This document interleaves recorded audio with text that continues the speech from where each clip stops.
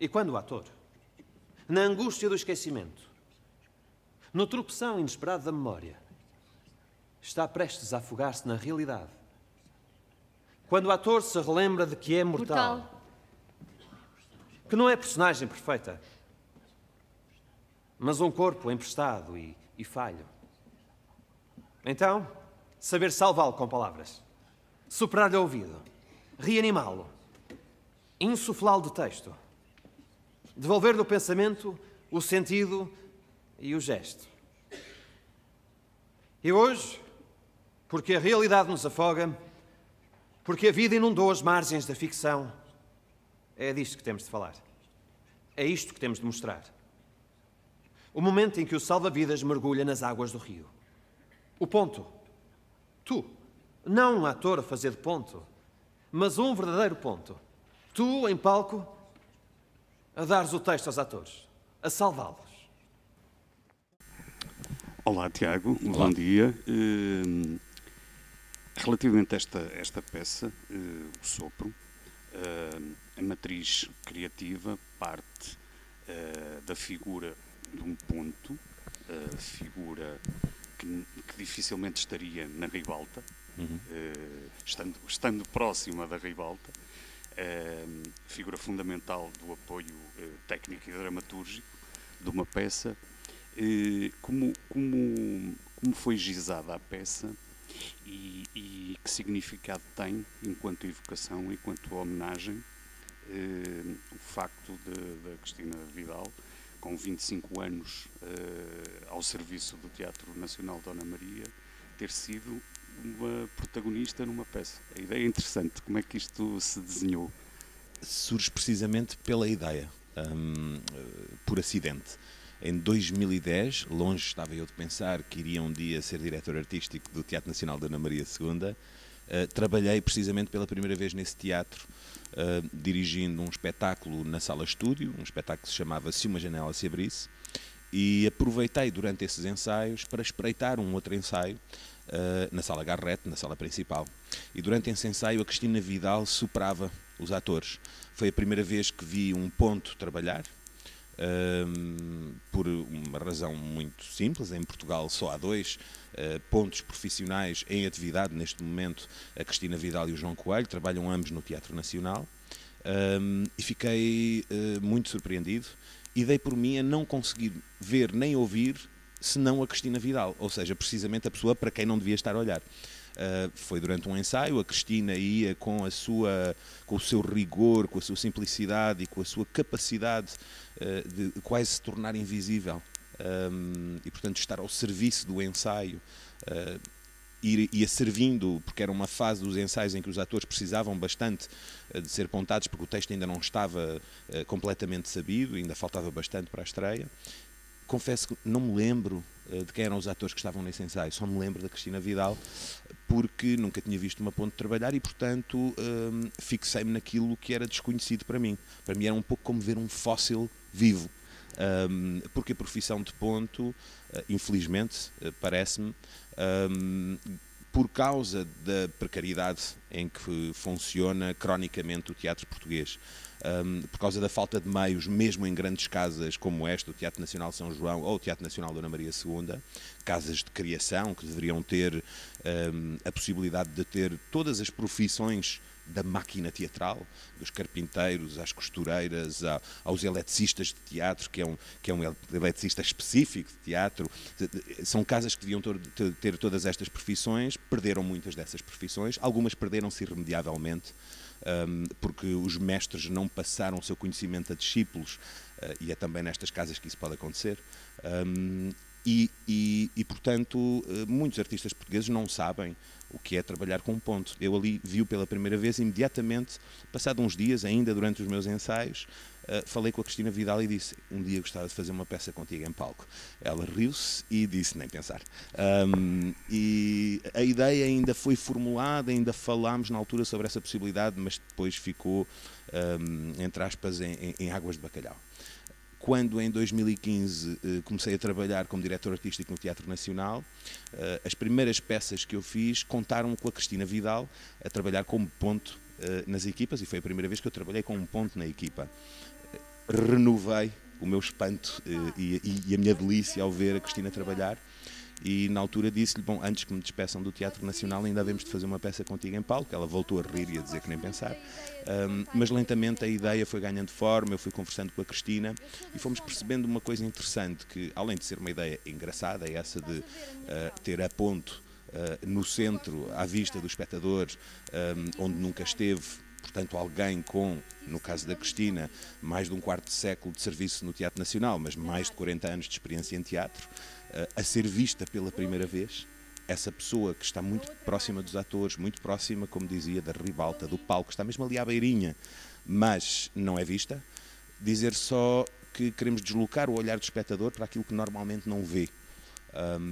E quando começámos a falar da peça percebemos que tinha duas ideias fundamentais que podiam ser exploradas com uma ponta em palco. Por um lado, a questão da memória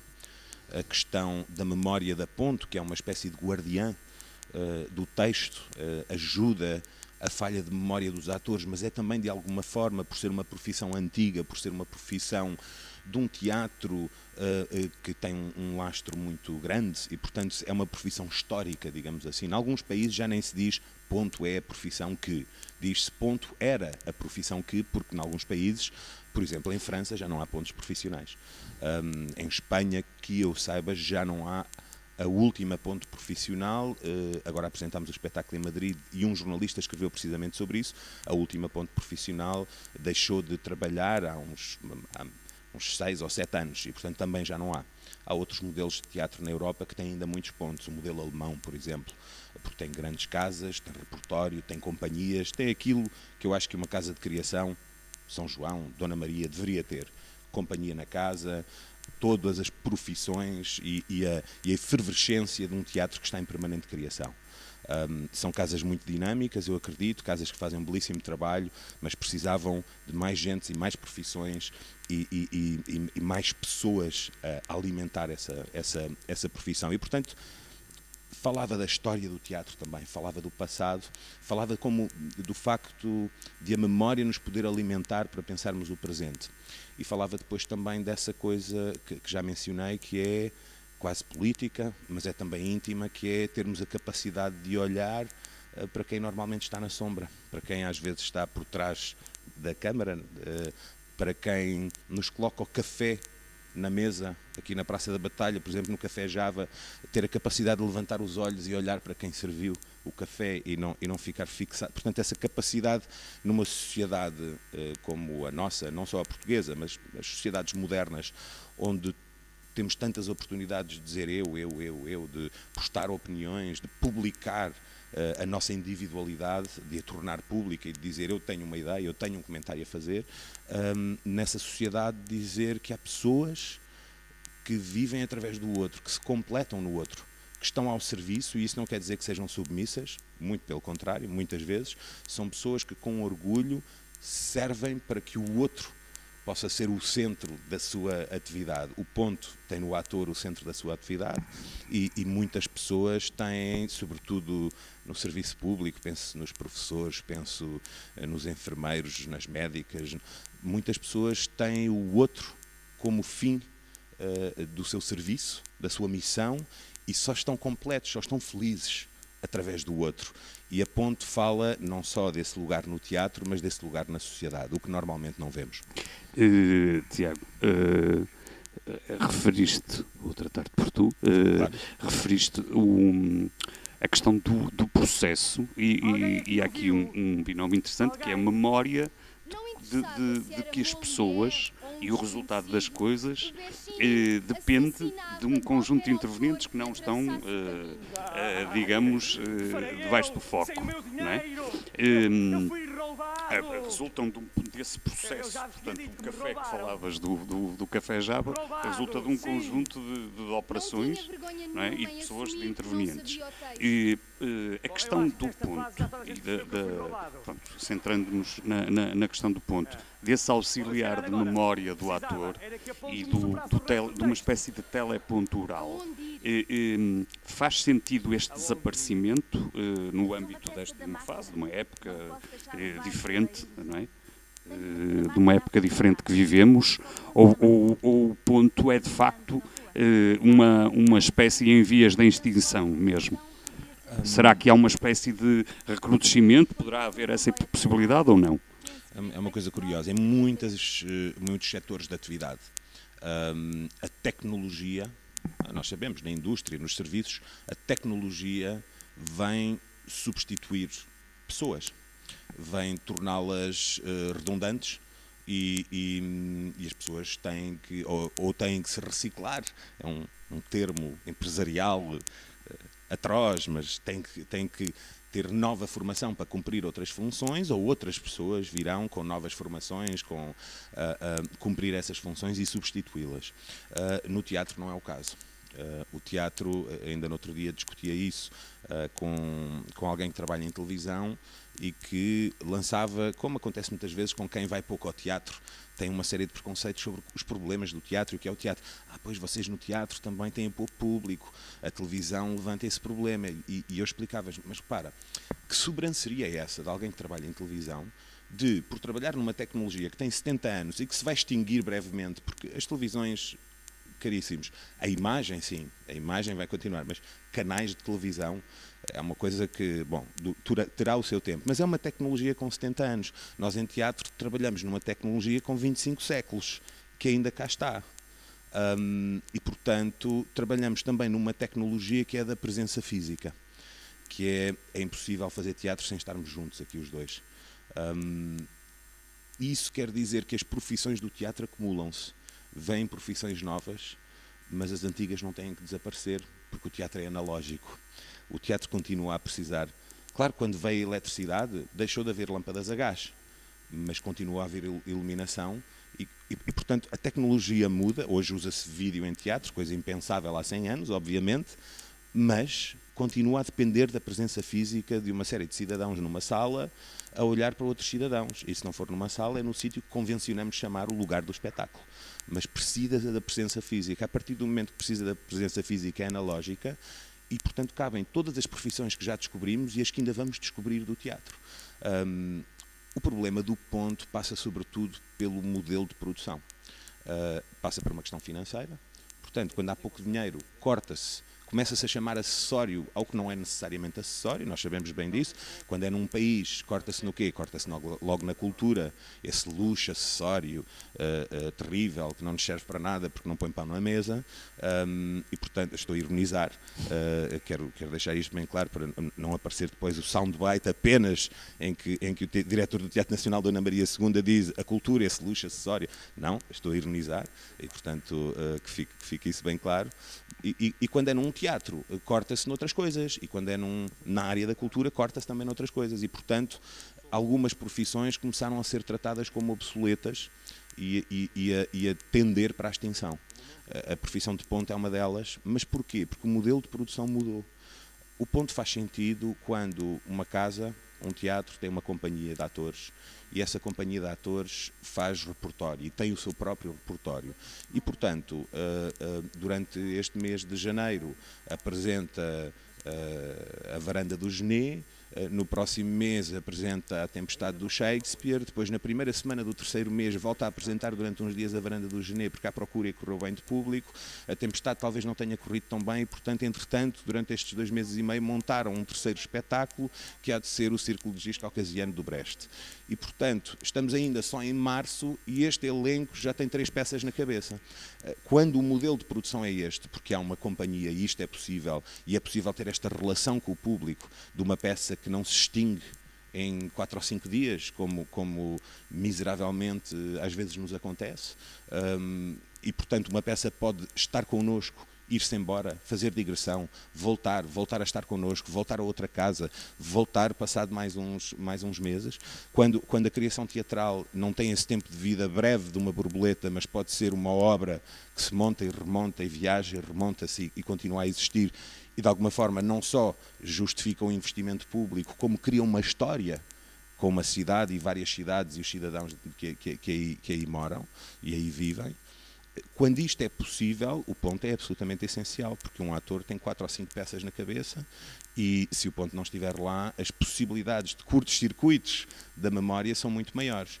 Ora, se estivermos a trabalhar 3 meses para depois apresentar 4 dias, à partida o ponto é obsoleto. Para quê? Mas ainda assim, ainda nesse modelo, durante os ensaios, um ponto, ou uma ponte, no caso da Cristina, pode ser absolutamente fundamental, não só porque ajuda a aprender o texto, mas também ajuda ao rigor e a haver sempre ali uma pessoa que de alguma forma até, por exemplo, na minha relação com a Cristina Vidal, é a primeira pessoa a quem eu passo os textos que escrevo, quando há um texto original, e a Cristina Vidal corrige não só a formatação do texto para ser bem lida com letras grandes para os atores, mas corrige às vezes um que não está muito bem, vem sempre consultar-me e dizer: tens mesmo a certeza que era assim que querias escrever? Esta frase não achas um bocado estranha? E, portanto, estamos a falar de uma pessoa que tem uma intimidade com a língua portuguesa, que lhe permite chegar a um encenador, ou um tradutor, ou um dramaturgo, e dizer: tens mesmo a certeza que é isto? Porque é que não? Ou então dizer-me: ouviste a forma como a Isabela Abreu, na leitura, leu aquela frase? Não te pareceu? Ela disse ligeiramente diferente. E foi um lapso, mas não te pareceu que soava melhor?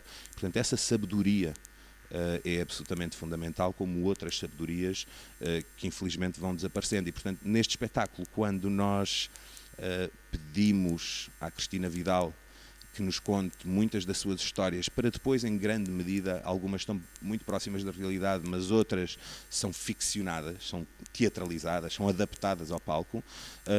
Queremos também contar não só nostalgicamente a história de um ofício, mas falar da sua riqueza para que não nos escape essa riqueza. Se acabarem pontos em Portugal, teremos vários responsabilidade nisso. Eu terei uma boa cota-parte de responsabilidade nisso, porque tenho 2 pontos ainda no Teatro Nacional Dona Maria II e temos tentado, inclusive, que haja passamento de informação e, portanto, que haja transmissão desse conhecimento para jovens que têm mostrado interesse em aprender o ofício. Mas, neste espetáculo, aquilo que queremos falar não é tanto guardar numa redoma esse conhecimento, mas dizer que ele existe e falar do potencial destes conhecimentos, não só o do ponto, não só o das profissões do teatro, mas de muitas destas profissões que nos parecem artesanais, já antiquadas, mas que estão repletas de sabedoria que nós não podemos perder. Tiago, este é um espetáculo, de certa forma, recorreria quase ao Dalí, sobre a persistência da memória. E qual é o balanço, pelos sítios onde a peça tem passado e onde irá passar, qual é o balanço possível da aceitação do público relativamente a esta proposta, em concreto? Se é possível fazê-lo, não é? Nesta altura. Eu sou muito suspeito porque a gratidão que sinto em relação ao sucesso de um espetáculo, aos prémios, ao reconhecimento, à quantidade de público que ele recebe, é, apesar de tudo, proporcional ao embaraço que sinto quando tenho que falar disso. Portanto, não sou a melhor pessoa para acho que defendo combativamente outros artistas, defendo combativamente o Teatro Nacional. Quando toco aos meus espetáculos, tenho dificuldade no autoelogio, tenho um certo pudor. A peça, falando só de factos, tem tido muitíssimo público. Já fizemos mais de 80 récitas, temos apresentado em muitos países, estreou em Avignon há 2 anos e desde então tem estado numa circulação recorrente em Portugal e fora de Portugal. As últimas apresentações antes de chegarmos aqui ao Porto foram em Viena, no Wiener Festwochen, que é um grande festival europeu, e em Madrid, nos Teatros del Canal.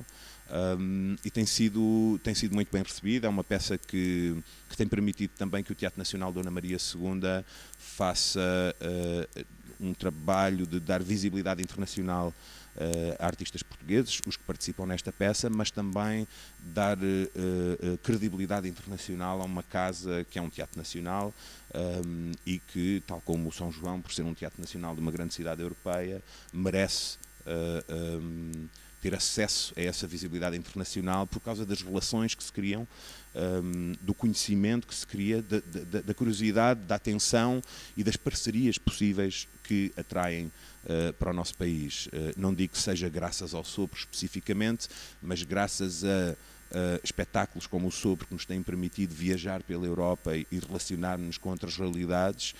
Temos conseguido parcerias das quais beneficiam fortemente artistas portugueses que têm também circulado internacionalmente, mas que veem sobretudo a sua realidade, o seu mapa de atuação alargar-se e, portanto, as condições com que trabalham melhorar. Tem permitido oferecermos ao público do Dona Maria uma programação internacional que é também fruto das relações que se criam, parcerias que fortalecem o nosso teatro e, portanto, ao fortalecerem o nosso teatro, fertilizam a paisagem teatral portuguesa e da cultura portuguesa e, portanto, o Sopro tem tido uma vida feliz, bastante feliz, continuará a tê-lo, tem muita digressão pela frente ainda. Agora estamos muito felizes por podermos finalmente, já o sabíamos quase desde o início, que era nesta altura que estaríamos no Porto, mas aguardávamos com ansiedade porque estamos sempre muito felizes nesta casa. Sentimos-nos efetivamente em casa, há uma relação entre os dois teatros nacionais que neste momento, como desde que eu assumi o cargo em Lisboa, é muito fraterna entre direções, mas que seria fraterna independentemente das cumplicidades entre diretores artísticos. São duas equipas que se encontram com muita alegria. Quando a equipa do São João chega a Lisboa é uma festa, quando a equipa do Dona Maria chega ao Porto, sente-se como se estivesse em casa, não somos convidados. É um teatro onde abrimos as portas como se estivéssemos em casa. Esta relação eu acho que é uma relação muito especial, é uma relação que estamos a tentar fortalecer e sobre a qual estamos a tentar construir, porque é raro num país onde muitas vezes nos deixamos iludir por nevoeiros de rivalidade, às vezes a forma como estrategicamente até é empolado entre Lisboa e Porto, uma certa fricção. Eu acho que nós na cultura, embora às vezes tenhamos a reputação, uma certa inveja, um certo odiozinho, eu acho que é uma reputação completamente injusta porque, por exemplo, a forma como estes dois teatros se relacionam é um exemplo de que quando instituições destas duas cidades tentam construir alguma coisa e se abraçam para construir alguma coisa, podemos ter uma força enorme, absolutamente enorme. E aí é preciso ter, como se diz no futebol, os olhos na bola. E saber porque é que estamos a fazer as coisas. Eu sinto que no Teatro Nacional de São João e no Dona Maria, quando falamos com as equipas, com quem está lá, independentemente de quem manda, essas pessoas têm os olhos na bola, sabem da importância de trabalharem nesse lugar, são pessoas muito dedicadas, muito apaixonadas e é um enorme prazer por isso estar aqui. Então, aproveitando a gíria futebolística, sem deixar a bola cair, para rematarmos, que projetos é que vão aí na cabeça do Tiago para uma nova criação artística, alguma coisa que possa ser apresentada nos próximos tempos e que possamos ter conhecimento e a nossa audiência também? Lá está. Aí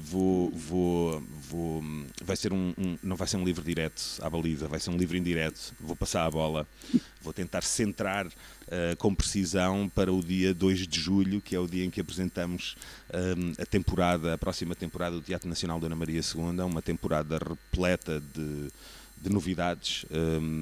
Algumas novidades passam também por parceria com o São João. Várias, aliás, parcerias com o São João, mas vai ser um dia em que revelamos a maior parte das novidades que eu agora me vou abster de revelar. Há muitas ideias em termos criativos nas quais estou envolvido para os próximos tempos. Farei uma nova criação em breve que será apresentada no Dona Maria, mas a temporada Dona Maria é sobretudo uma temporada de uma grande diversidade, com muitos artistas que nunca trabalharam no Dona Maria a trabalhar pela primeira vez no Dona Maria, uma temporada em que temos um grande equilíbrio entre mulheres e homens a dirigir espetáculos. Essa é uma das grandes preocupações que enfrentamos neste momento, depois de uma fase inicial em que quisemos renovar a programação, repensar o que é que poderia ser a missão daquele teatro. Estamos agora bastante contentes com a forma como diversificamos essa programação, mas há lutas que têm a ver com equidade, que têm a ver com o lugar dos artistas negros em Portugal, por exemplo. E a falta de representatividade desses artistas nas instituições públicas. Há uma série de reflexões que temos vindo a fazer e que a nossa programação também reflete, e que queremos continuar a perseguir, sabendo que somos uma casa que tem que tornar acessíveis os grandes textos clássicos, promover a diversidade e a qualidade da escrita de teatro em português e também ter uma programação a pensar nas escolas, a pensar nos jovens, a pensar nas crianças e, portanto, nesses planos todos temos muitas novidades e, portanto, desafio-vos a passarem pelo Rossio dia 2 de julho e virem descobrir essa programação. E depois deste mote de Passa por mim no Rossio, do Tiago Rodrigues, ouvem-se grilos aqui no São João, mas esta foi uma entrevista, como diriam os brasileiros, sem grilos na cabeça.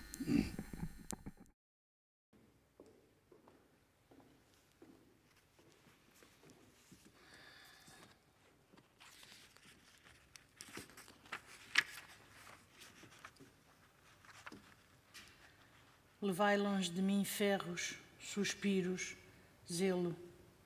Adeus. Ao universo os três somos modelo do amor que foi mais terno e foi mais infeliz, cuja história de dor nele guardar se diz. Esperam-me, aqui vou, não me sigais. Enfim, Senhor, mais uma vez adeus, pois. E depois o Antíoco diria, ai de mim.